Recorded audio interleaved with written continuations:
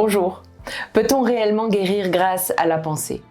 Ou du moins peut-on agir favorablement sur le processus de guérison grâce à nos pensées? Eh bien ma réponse est oui. Nous allons saisir un peu mieux ensemble la psychosomatique et les découvertes scientifiques qui soutiennent l'idée que nos pensées peuvent influencer notre système énergétique jusqu'à notre santé physique. Tout d'abord, que nous soyons conscients ou non, nos pensées ont un impact énergétique sur nous et cette énergie peut même se matérialiser dans notre réalité en fonction de son intensité et de sa répétition. Prenons par exemple une situation que beaucoup d'entre nous ont vécue.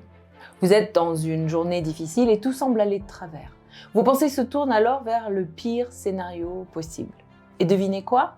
Les choses semblent empirer. Presque comme si votre pensée négative avait attiré ces événements malheureux à vous. Eh bien, c'est exactement cela. Et ce n'est pas magique. Car ce qu'il faut savoir, c'est que l'univers est mécanique. Il est mécanique et il répond de manière mécanique à ce que vous émettez en vous en donnant plus. Car il pense que c'est ce que vous souhaitez puisque vous l'émettez.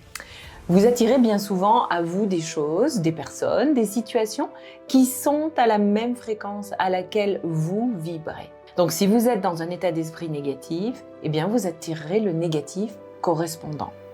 De la même manière que si vous vous persuadez que vous n'arriverez pas à faire quelque chose, vous avez beaucoup plus de chances de ne pas y arriver.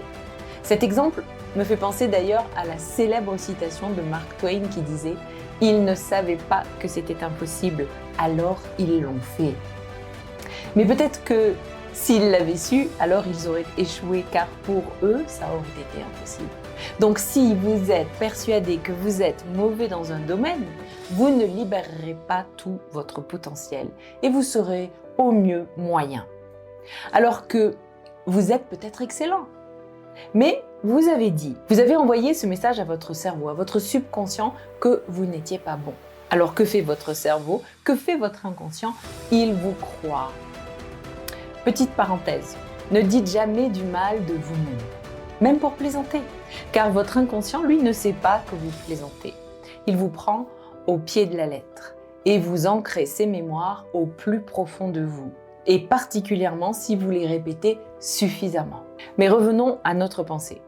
Vous l'aurez compris, la pensée peut avoir de grandes conséquences sur notre état énergétique et donc, bien entendu, physique. Comme par exemple avec l'effet placebo. L'effet placebo est un phénomène vraiment fascinant qui met en lumière le pouvoir de l'esprit sur le corps. Il se produit lorsqu'une personne ressent une amélioration de ses symptômes après avoir reçu par exemple un traitement qui, en réalité, n'a pas d'effet pharmacologique direct. C'est-à-dire qu'il s'agit d'un traitement sans aucune substance active à l'intérieur. Au lieu d'agir sur la cause physique de la maladie, le placebo agit par le biais des attentes et des croyances du patient.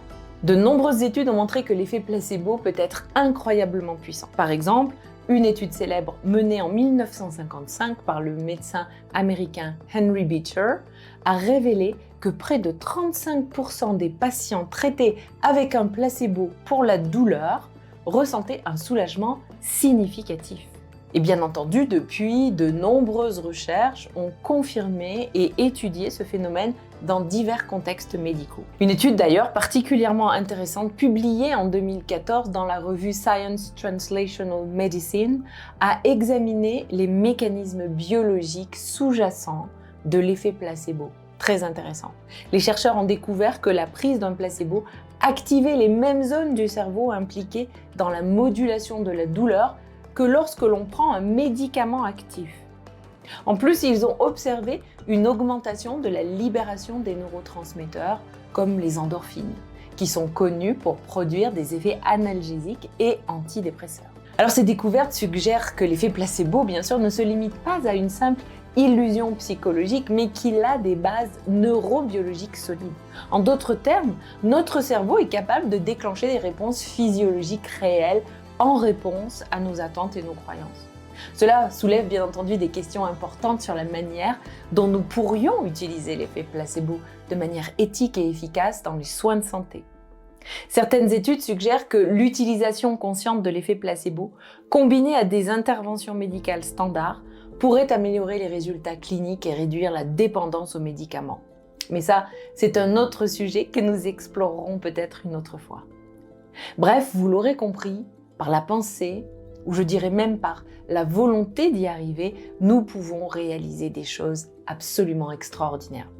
Et c'est d'ailleurs ce qu'a démontré Norman Cousins dans son histoire personnelle, puisque Norman Cousins, qui est un célèbre éditeur et écrivain, était connu pour son humour et son esprit très vif. Et en 1964, il a été malheureusement diagnostiqué avec une maladie rare et débilitante du tissu conjonctif. Les médecins lui ont donné peu de chances de survie et lui ont même dit qu'il était condamné à une vie de souffrance et de handicap. Alors bien sûr, Norman Cousins a refusé de se résigner à un tel destin et il a entrepris de trouver un moyen de guérir lui-même. Il a élaboré tout un programme de guérison personnelle qui comprenait des doses massives de vitamine C administrées par voie intraveineuse, avec des séances de rire également, en regardant des comédies classiques, et aussi une approche de la visualisation positive où il imaginait son corps en train de se régénérer et de se guérir.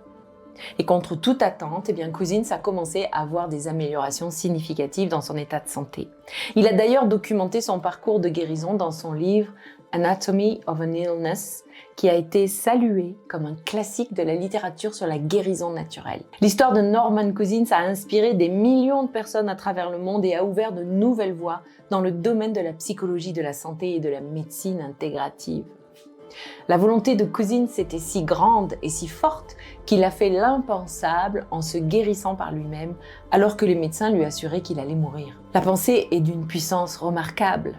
Si vous la couplez à d'autres actions de votre part, de bienveillance envers vous-même à l'instar de la visualisation guidée comme dans l'exemple de Norman Cousins, alors vous pouvez agir encore plus rapidement et plus efficacement sur des problématiques profondes. Parallèlement à ça, il y a aussi un autre phénomène qu'il ne faut pas négliger.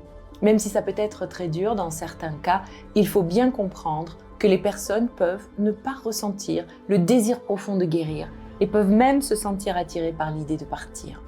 Dans de tels cas, peu importe les traitements ou les efforts déployés, la guérison peut sembler hors de portée. La question fondamentale à se poser lorsqu'on est confronté à la maladie est donc: ai-je vraiment le désir de vivre? Ai-je la volonté de me battre contre cette maladie? Cette introspection initiale est cruciale car elle détermine souvent la voie à suivre dans le processus de guérison. Si la réponse est oui, un oui ferme et résolu, alors cela ouvre la porte à toutes les possibilités de traitement et de soutien. Cependant, si la réponse est teintée de doute ou de résignation, alors dans ce cas, il peut être nécessaire d'explorer plus en profondeur les motivations et les désirs profonds de la personne afin de trouver la voie vers la guérison physique et émotionnelle en se faisant accompagner par un thérapeute qualifié. En réalité, quand vous êtes malade, votre système énergétique est affaibli. Il ne vibre pas à vos fréquences originelles. Vous n'êtes plus vous-même. Je vous rappelle que tout le monde possède une empreinte énergétique, évidemment, une empreinte énergétique unique, un peu comme une empreinte digitale. Nous avons tous des fréquences d'origine dénuées de toute interférence et de pollution énergétique. Malheureusement, dans la société dans laquelle nous vivons, il est compliqué de conserver sa fréquence d'origine et donc nous avons tendance à la perdre. Alors quand vous ne vibrez plus aux bonnes fréquences et que vous avez un système énergétique faible, c'est la porte ouverte aux fréquences les plus basses et surtout les plus dissonantes. Et là, entités, maladies, problèmes récurrents, que l'on pourrait qualifier de poisse ou de malchance, peu importe, des personnes négatives, des situations négatives, vous allez attirer tout cela à vous. Donc vous voyez à quel point les pensées et l'intention sont importantes. Bien sûr, cela ne suffit pas à rester en bonne santé, car les pensées, bien qu'elles soient très impactantes, ne sont pas les seules à faire diminuer votre niveau d'énergie. Il faut bien entendu avoir une hygiène de vie saine et cela va inclure une bonne alimentation, un rythme de vie adapté, un bon sommeil. Ça, ce sont les bases pour maintenir votre niveau d'énergie. C'est d'ailleurs ce qu'a mis en avant Kelly Turner. Kelly Turner, qui est une chercheuse en oncologie, qui a consacré sa carrière à étudier les cas de guérison spontanée du cancer. Vous savez, ces rares occurrences où les patients surmontent la maladie de manière inattendue et sans l'aide de traitements médicaux conventionnels. Et dans son livre, Radical Remission, Turner raconte les histoires de centaines de personnes qui ont vécu une rémission radicale après avoir adopté des changements profonds dans leur mode de vie et leur état d'esprit. Ces changements comprenaient souvent un régime alimentaire à base de plantes, la pratique de techniques de guérison énergétique comme le yoga, la méditation, le développement d'une attitude positive et d'une volonté de vivre. Parmi les exemples de guérison spontanée, on trouve des patients atteints de cancer à un stade avancé qui ont vécu des rémissions prolongées et même des rémissions complètes. Et ils ont ainsi défié en fait toutes les attentes médicales traditionnelles. Les recherches de Turner ont ouvert vraiment de nouvelles perspectives sur le potentiel de l'esprit et du corps pour influencer le processus de guérison du cancer. L'optimisme et la résilience mentale sont aussi des traits psychologiques qui jouent également un rôle crucial dans notre capacité à faire face aux défis à la vie. Pour rappel, la résilience, c'est la capacité d'une personne à faire face aux défis, aux traumatismes, aux situations difficiles et surtout à s'en remettre avec force et persévérance. C'est la capacité à rebondir après avoir été confronté à l'adversité, à l'échec ou à des circonstances difficiles et à s'adapter de manière positive en fait à ces expériences. La résilience ne signifie pas simplement surmonter les difficultés, mais c'est aussi apprendre, grandir et se renforcer à travers elles. Mais revenons aux personnes optimistes. Donc les personnes optimistes ont tendance à adopter une perspective positive sur la vie, à croire en leur capacité à surmonter les difficultés et à voir les événements négatifs comme des opportunités d'apprentissage et de croissance. De nombreuses études ont démontré les effets bénéfiques de l'optimisme sur la santé physique et mentale. Par exemple, une étude longitudinale menée par l'Université de Pittsburgh a suivi plus de 97 000 femmes pendant 8 ans et a révélé que les femmes les plus optimistes avaient un risque réduit de maladies cardiovasculaires et aussi de décès, bien entendu, et toutes causes confondues, d'accord ? Et également, elles étaient beaucoup plus résistantes au cancer. Alors, comment l'optimisme exerce-t-il son influence sur la santé ? Une explication possible réside dans les comportements et les choix de vie des personnes optimistes. Et oui, les individus optimistes ont tendance à adopter des comportements sains, comme par exemple l'exercice, un exercice régulier bien sûr, une alimentation plus équilibrée et un maintien des relations sociales positives. Tout ça, ce sont des facteurs de protection contre les maladies chroniques. Et oui, parce qu'ils participent à votre épanouissement et votre bien-être. Et donc, forcément, au maintien d'un système énergétique élevé. Alors, vos fréquences sont plus hautes et vous vibrez plus fort, donc les énergies basses ont moins de chances de vous atteindre. L'optimisme, en fait, il est étroitement lié à la résilience mentale et il est lié à la capacité à rebondir face aux adversités et à se remettre rapidement des épreuves de la vie. Les personnes résilientes sont capables de trouver des solutions créatives à tous leurs problèmes. Elles sont capables de rester calmes, même s'il y a de la pression, et de maintenir un sentiment de contrôle sur leur vie, même lorsque les circonstances sont compliquées. Une étude menée par des chercheurs de l'université de Harvard a examiné les facteurs qui contribuent à la résilience chez les enfants exposés à des situations de stress chronique, comme par exemple la violence familiale ou la pauvreté. Et les résultats ont montré que les enfants qui développaient des croyances optimistes sur leur capacité à surmonter les obstacles, étaient beaucoup plus susceptibles de devenir des adultes résilients. Cela souligne l'importance de cultiver l'optimisme et la résilience dès le plus jeune âge pour favoriser un bien-être durable tout au long de la vie. Et par des pratiques telles que la gratitude, la recherche de sens et la construction de relations positives, nous pouvons renforcer notre résilience mentale et notre capacité à faire face aux difficultés de la vie. Mais n'attendons pas de rencontrer les difficultés pour devoir les surmonter et entrer en résilience.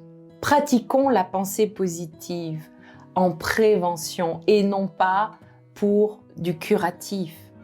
Comprenez bien que les pensées positives vont générer des émotions positives qui peuvent avoir plusieurs effets concrets sur la biochimie de notre corps, notamment sur notre système nerveux. nos hormones, sur le renforcement de notre système immunitaire, mais aussi sur la réduction du stress et par conséquent sur l'amélioration de notre santé mentale. Le système nerveux, donc, eh bien, comment ça va fonctionner? Eh bien, c'est les émotions positives comme la joie, le bonheur, sont souvent associées à une activation du système nerveux parasympathique qui favorise la relaxation, la digestion et la récupération. Et cela peut entraîner une baisse de la fréquence cardiaque et de la pression artérielle, par exemple. Les hormones, eh bien, on va sécréter des hormones du bonheur. Et oui, parce que les émotions positives sont souvent associées à une libération accrue de neurotransmetteurs comme la dopamine, la sérotonine et les endorphines. Ces substances chimiques du cerveau sont souvent appelées les hormones du bonheur, car elles sont associées à des sentiments de bien-être, de satisfaction et de plaisir.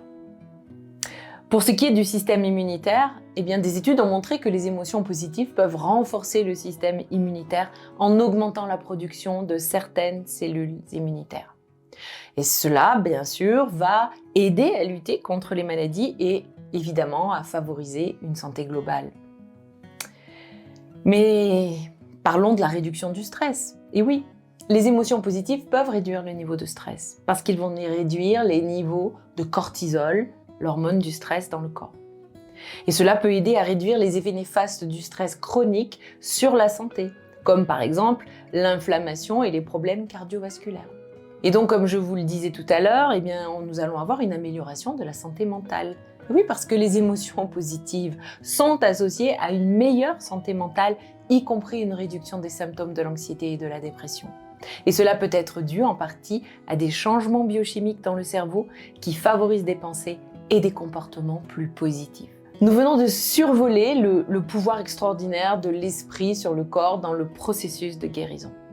Nos pensées ont une influence énergétique sur notre santé et nous avons vu comment la volonté de vivre et l'optimisme peuvent jouer un rôle crucial dans notre capacité à surmonter les défis de la maladie. En tant que thérapeute, j'ai accompagné des centaines de personnes sur le chemin de la guérison et du mieux-être. Si vous vous trouvez dans une situation similaire et que vous souhaitez être accompagné, je vous invite à prendre rendez-vous avec moi ou à me contacter directement. Vous trouverez mes coordonnées sur mon site internet qui figure en description sous la vidéo. À très bientôt et quoi qu'il arrive, à l'extérieur, pensez à nourrir votre intérieur de belles pensées positives.